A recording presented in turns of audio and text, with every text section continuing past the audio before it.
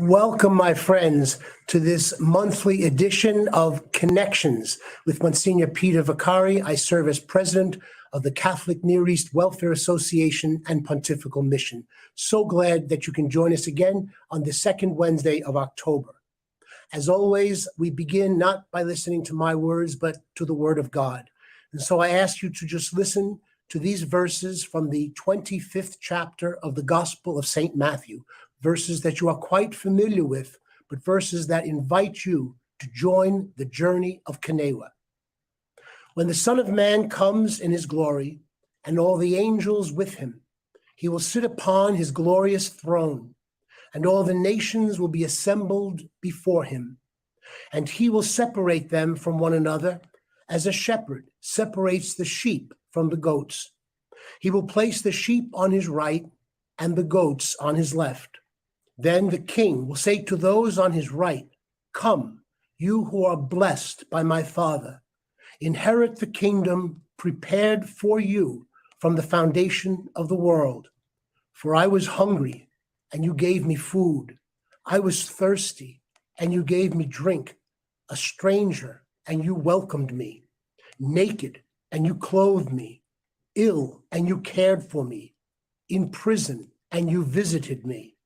Then the righteous will answer him and say, "Lord, when did we see you hungry and feed you, or thirsty and give you to drink? When did we see you a stranger and welcome you, or naked and clothe you? When did we see you ill or in prison and visit you?" And the king will say to them in reply, "Amen, I say to you, whatever you did for one of these least, you did for me." Then he will say to those on his left, "Depart from me, you accursed, into the eternal fire prepared for the devil and his angels. For I was hungry, and you gave me no food. I was thirsty, and you gave me no drink.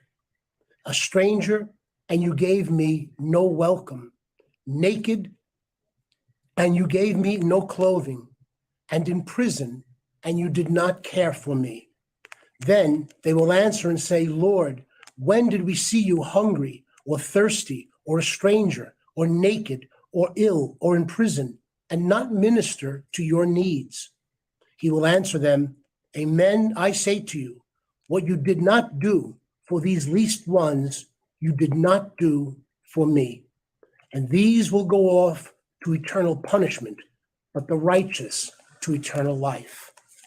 Again, I thank you and I welcome you for joining us here on this sixth edition of Connections. Again, as we started last month, I invited a guest from our Canada office, Anna Dombrovska, and she briefed us on the work of CNEWA in Ukraine. This afternoon, I have the privilege and the honor of welcoming one of the members from our executive team, Thomas Varghese, our Director of Programs.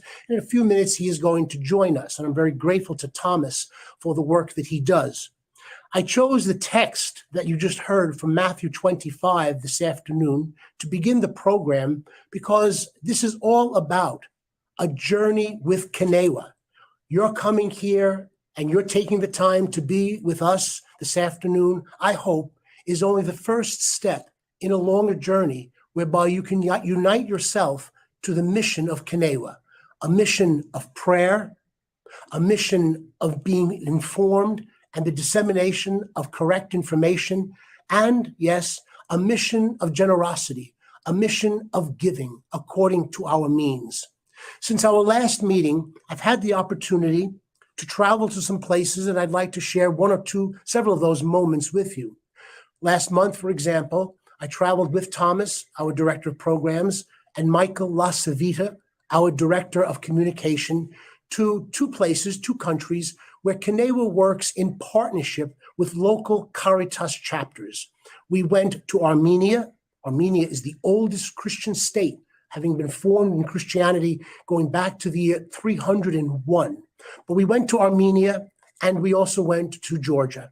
It was a very powerful visit, as we went and talked and saw the work that CNEWA is doing in those places in collaboration with the local Caritas groups.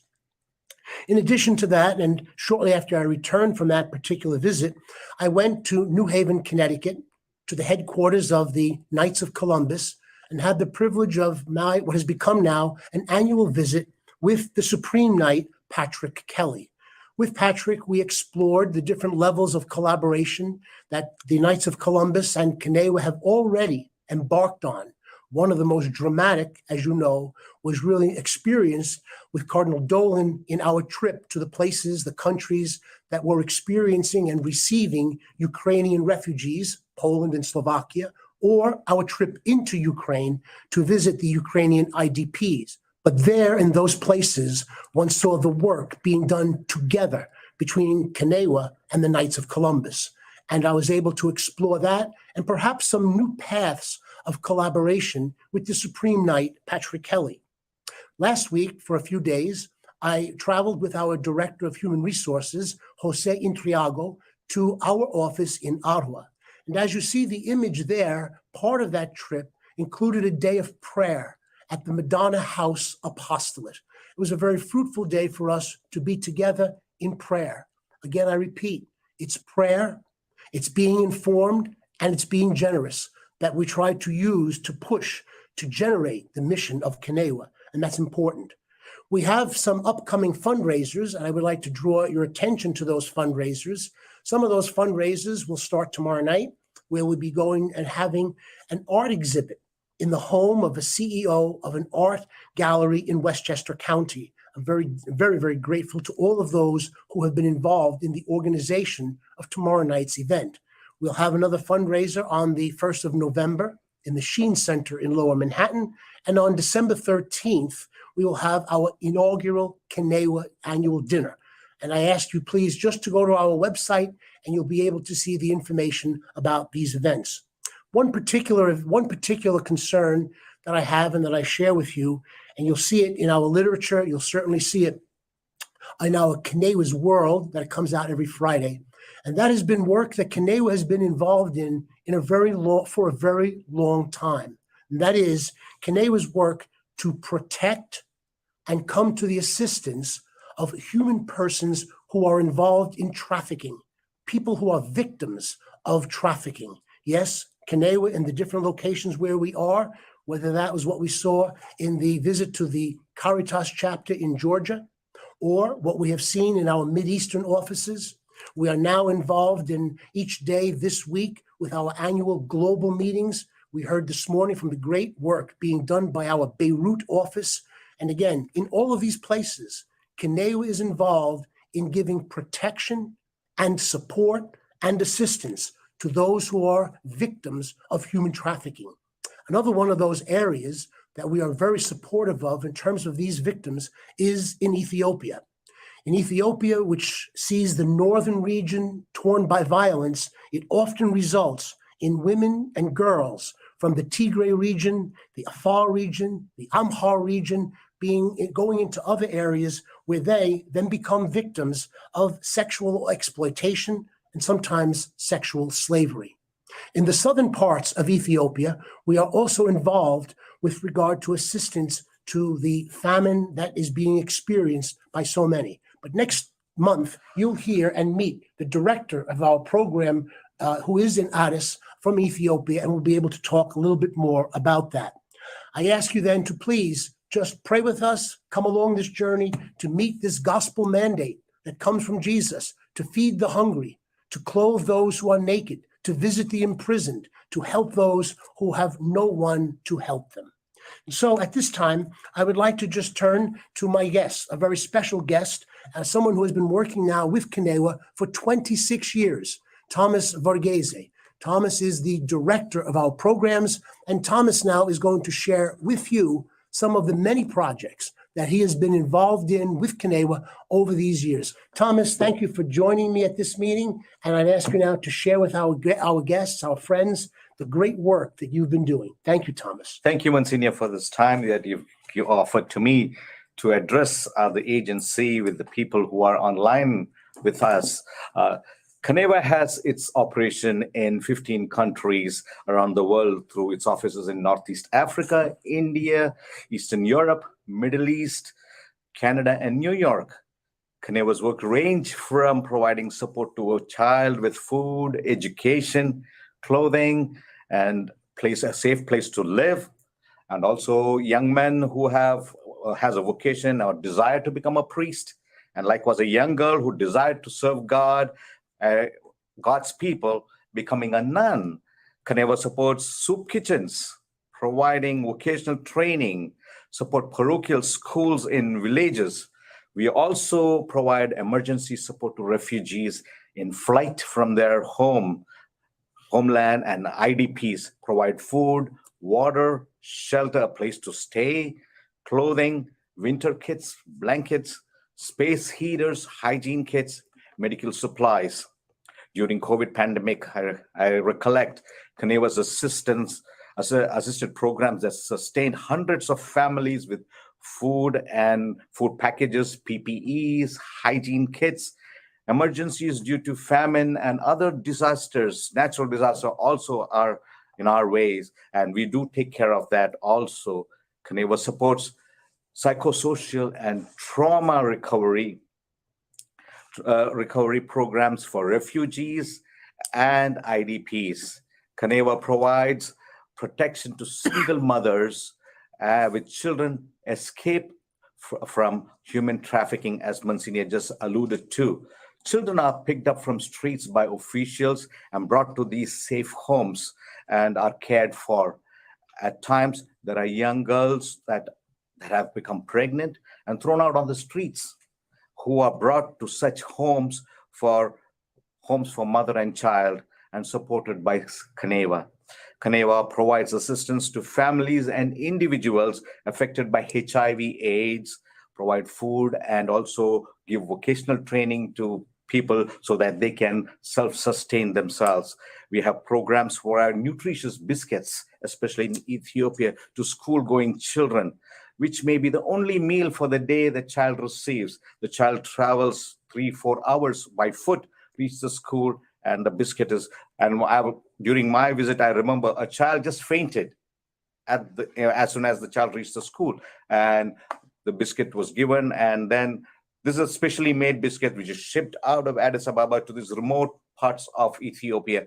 And what happens is the child is satisfied, but it carries some extra biscuit home because it knows its siblings and its parents, they are home too. We also get involved in assisting a program called Warm Winter, where the elderly who are really stricken in age are taken care of. We provide them with space heating or pay the bills. And during our visits to Eastern Europe, a place we call it as container district, where individuals, families live in boxes. And when it's winter, it's like a frozen box, but we help them to survive with food and heating. CNEWA supports programs such as home care individuals that are bedridden. Nurses visit these individuals twice or thrice a week. And then especially during COVID, this program sustained hundreds of individuals and families with food and medicine. And the CNEWA supports institutions that care for infants and toddlers that are abandoned. These are cases where babies are brought in, sometimes, talking with the director, sometimes the babies are brought in shopping bags by the authorities. And I remember during one visit, there was this child in one of the group homes which we support. The child remembered me during this visit because she saw me in my previous visit 2 years back. And she traveled from Egypt hundreds of miles to reach Caritas, Armenia. And I'm just kind of imagining how many hands this child must have gone through and reached the safe home. And then when she saw me this time, she said, I know you. And it was, I couldn't recognize because the child has grown up and I couldn't recognize, but now she recognizes me. And that's amazing to understand. Now, we also operate in rural medical facilities, dispensaries, small clinics. One of those in Jordan, which we visited, was hundreds of mothers waiting for treatment. It is crowded because it's not a large facility, it's small, but they're all waiting patiently. And that's the fruit we have seen. And it gives, some sort of a glad. We see only numbers, names, details, but when I see lives there, when I see children laughing, we work among the Gumus tribe in Ethiopia, getting these children, tribal children, get them educated, learn how to clean themselves, learn how to read, count. All these are done by CNEWA. And as these clinics also, it is one of the, like almost the nerve system. Some of the institutions have to, if CNEWA stops, you are the life support, we stop. And that's where we are, where we just cannot afford to do that. And we look forward to our benefactors there. And the Bible talks about a young man asking the Lord, Lord, who is my neighbor?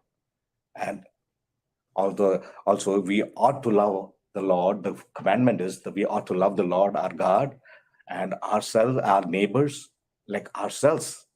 And so by loving our neighbors, as I read or discussed with you, some of the individual needs, these are our neighbors. And you can fulfill that command by supporting this agency to lend your hand to reach out to these people who has a need of ours. And we also all met so many individuals where they're lonely. They just are by themselves. And this elderly man, he was surprised to see us come there, 5 or 6 of us, just to visit him, to say hello to him. And he was shocked to see us all together. But that's the nature of human, that we can render, even though some of us cannot travel, but we will travel. Go to places where we all cannot reach. There are regions which I have traveled where the traveling in taxis, the cab driver told me, you cannot lift your head up, you have to duck down. Those are the streets where we cannot, I didn't even imagine that, can't even imagine that while I'm going in the car, I have to duck down my head. And these are regions, very restrictive places, and there are people who needs help, who needs love, who needs care. And we are the only one who's here trying to reach out to the remotest parts of the world. And you do help us. And that's where it all counts. Little what you give us, we will reach it to the people who need the care the most. Thank you so much. Thomas, thank you so much for your many, many years of dedicated service to the mission of CNEWA, and your sharing with our generous viewers the experiences that you've had. Just so that everybody knows, once a year, CNEWA as an agency comes together for an annual worldwide meeting, which we can do now, and we do it, of course, we do it now through Zoom. Today, our meeting included and was really focused on the work that is being done in our Beirut office. Just so that you know, the Beirut office is responsible for Lebanon, Syria, a good part of Iraq, and Egypt. It's a lot of responsibility given all the kinds of programs that you've just heard Thomas talk about. And so we listened, the entire CNEWA world, in each of our offices, all of our employees, we listened to the stories that came out of Beirut and the great work that's being done by our office in Beirut. Thomas, the question I would have, and I think many of our viewers would wonder now, since you've gone through this great list of activity, how do we go about deciding what's the process that's used to figure out who's going to get what? Excellent question, Msgr. This is like the triage. You have in the hospital, you have a 50-year-old man who just had a heart attack, and you have a child who met with an accident. Then there is another lady waiting to deliver. Who does the doctor attend to in this situation? That's the situation sometimes we are in. We have pandemic on one side, we have explosion on the other side, we have war on the other border. Whom do you support? Now, luckily, we have offices in all these different regions. We can call them our soldiers out there on the ground who call us, contact us, send emails, send us text messages. Thomas, can you do something for a year? Here is a person, here is a dispensary which was ransacked by looters, destroyed. Can you help us? We have to get them some furniture or something. We will immediately contact our donors. Is there a possibility to get? Or there will be here, there's a flood come through and all these houses got destroyed. India calls us and tells us the director from India, there is entire valley is gone because the dams are open and there is a flood down there. And so likewise, when they call us, we look for people out there in USA or in Canada, try to help us out. We need help us immediate. Okay. No matter a large amount, whatever you can give. I know one of the donors who she came open-heartedly and told, I want to help children in Lebanon. I heard about that they have no tuition fees. Here is my donation. Okay. No, Thomas, that's very helpful. Many of you perhaps heard this morning on this Wednesday morning, Pope Francis in his general audience asked people to pray for what has been an increased display of violence against the sovereign state of Ukraine, particularly with the bombings that have occurred recently. Thomas, with regard to Ukraine, could you just help us to understand maybe 2 or 3 of the things that we're trying to do there, and what CNEWA, as we continue to do this, the fundraiser tomorrow in Westchester from the home of the CEO of this art gallery is going to be focused on the theme of how art is needed to preserve culture in Ukraine. It's a fundraiser for Ukraine. What do we continue to do there? When we heard the war is going to happen, Caritas Ukraine contacted our office in Canada, and they asked us we would like to put up some tent to welcome these people from the eastern side of Ukraine they were running. And so we put up a place in Mariupol. But what's happened? They bombed that center, and people had to run away from Mariupol. And then we contacted Caritas Ukraine from the Curia of the Greek Catholic Church, contacted our office. We have these people coming over. Can you help us? Help us with space heaters, help us with food, help us with beds.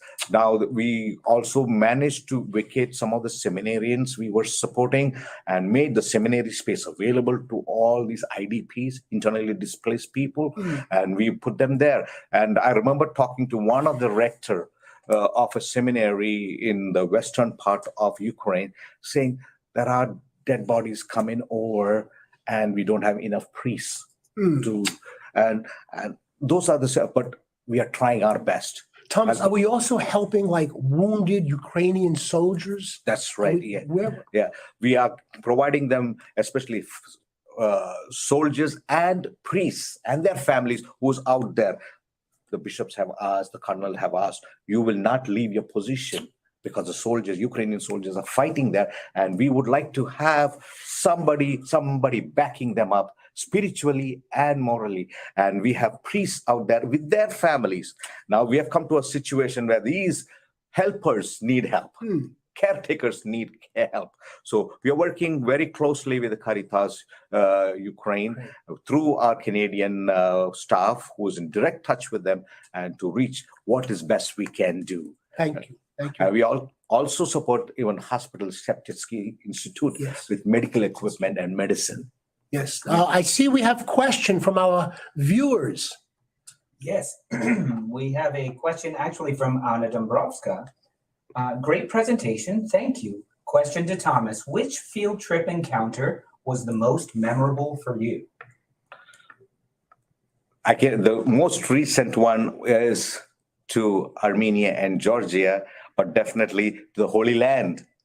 That's my first trip to the Holy Land. Yes, it is a memorable one. When we think of Holy Land and see the suffering of people, it's not what we understood all this while. When we see the difficulties they face, that's when I cannot forget that now. I know the situation there now. Thank you, Thomas. Okay, we have one other question. Can you tell us how things are going in CNEWA's office in India? All right. Now, we know recently that there was a new legislation put up with the government of India, and basically they're saying no subgranting. Any agency in overseas cannot send monies over to a diocese or an institution to grant that money to another recipient. And it's so happening. We had our office in India where information was collected and they prepared the budget, and we tried to send whatever the budget was approved. We send the monies over to our Ernakulam office in India, and they know who should be reached, the fund should be reached to, and monies was sent in the past, but now a new legislation, they call it a sub-granting, and we cannot do that. But we are trying to find a way out of it, that the only way is try to spend the money directly with the beneficiary, so that the Ernakulam office, the office in India, will collect all the data, all information required by this office, and we'll get in touch directly with the beneficiary who are in compliant with the new legislation and send the monies over to help them. Thomas, thank you very much. And let me just offer a few concluding remarks. First and foremost, I want to thank Thomas Varghese, our Director of Programs, for taking the time that we could share together here and share with our audience.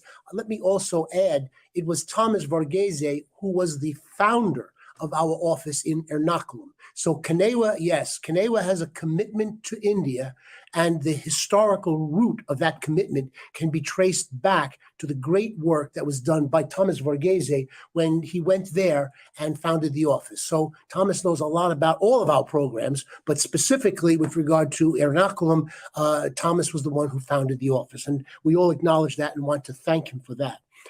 By way of just final comments, we're coming on the month of November. As we've done in the last couple of years in the month of November, please, you are welcome and invited to send to me or to the office here in CNEWA any of your intentions of deceased members of your family, deceased members of friends, co-workers. Send their names here. Those names are then taken.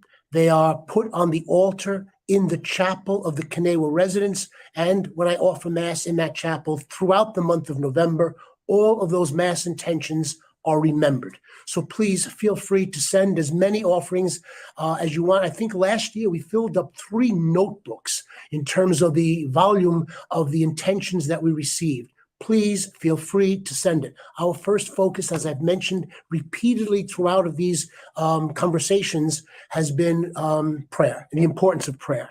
I also, again, ask you right now to continue to use every opportunity to be well informed.